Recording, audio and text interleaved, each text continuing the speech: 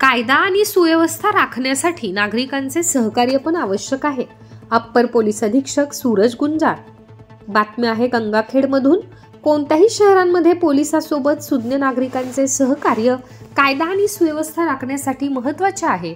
गंगाखेड शहरावर वारकरी संप्रदायाचा वसा आणि वारसा असल्याने गंगाखेड विभागातील नागरिकांवर त्या परंपरेचा पगडा आहे. असे दिनांक 21 ऑगस्ट रोजी संत जनाबाई महाविद्यालय गंगाखेड या ठिकाणी उपविभागीय कार्यालय अंतर्गत गणपती पोळा व ईद मिलदुन नबी या सण उत्सवाच्या काळात शांतता निर्माण व्हावी यासाठी शांतता समितीच्या बैठकीचे आयोजन करण्यात आले होते.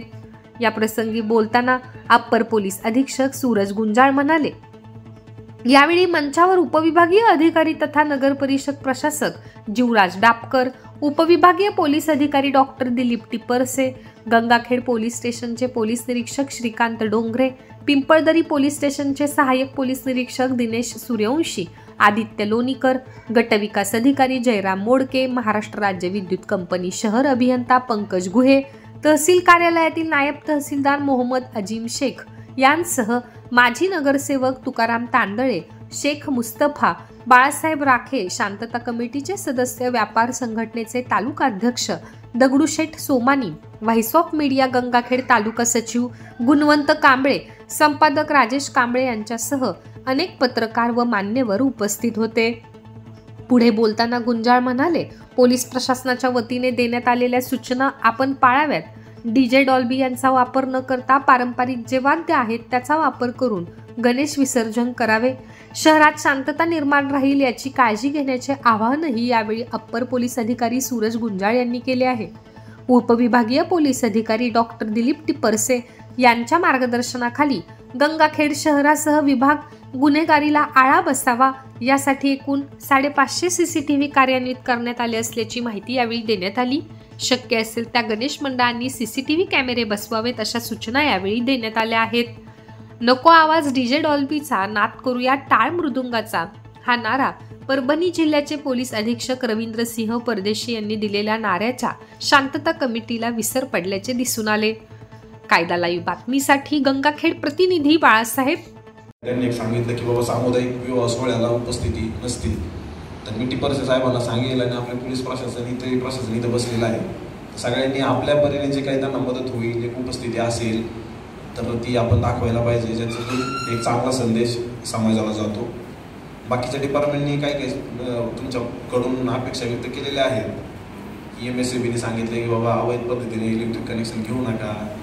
लाईव्ह स्टॉक डेव्हलपमेंटवाल्यांनी पण पोळ्या संदर्भात सांगितलेलं आहे. तर या सगळ्या सूचना तुम्ही पाळाल आणि एक चांगला सणोत्सव आपण साजरा करून पुढच्या वर्षी देखील आपण आज बसलेल्या समाजाला किंवा येऊ घातलेल्या समाजाला आपण एक चांगला मेसेज देऊ अशी अपेक्षा व्यक्त करतो. आपण साजरा करत असताना त्यांच्या आरोग्याची काळजी घ्यावी. जसं की गुळवणी पाजणे, पोळ्या खाऊ घालणे हे त्यांचं प्रमुख अन्न नाही आहे, ते त्यांना चालू नये. तसेच गणेश उत्सव आणि ईदमध्ये जेव्हा आपण हे करतो म्हणजे शेवटच्या दिवशी जो आपला काला असतो त्या दिवशी जे अन्न वाया जातं ते इतरत्र न टाकता त्याची योग्य विल्हेवाट करावी. कारण त्याच्यामुळे बऱ्याचशा जनावराला विषबाधा होत आहे, ॲसिडोसिस होत आहे, बरेचसे मृत्यू होते.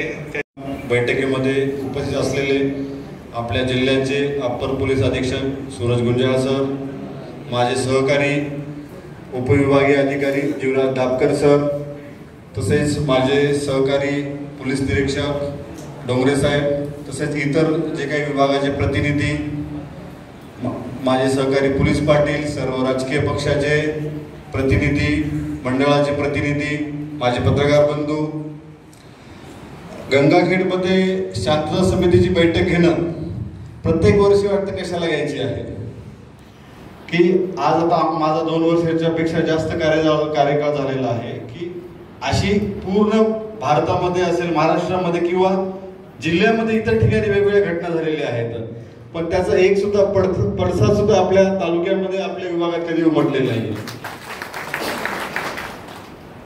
जेव्हा केव्हा प्रयत्न होतो काही म्हणजे जाळ लावण्याचा प्रयत्न होतो, या शहरातील जे काही नागरिक आहेत ते येतात आणि ते कधीच कोणती पण गोष्ट ती मोठी होऊ देत नाही. छोट्या छोट्या गोष्टी होत राहतात.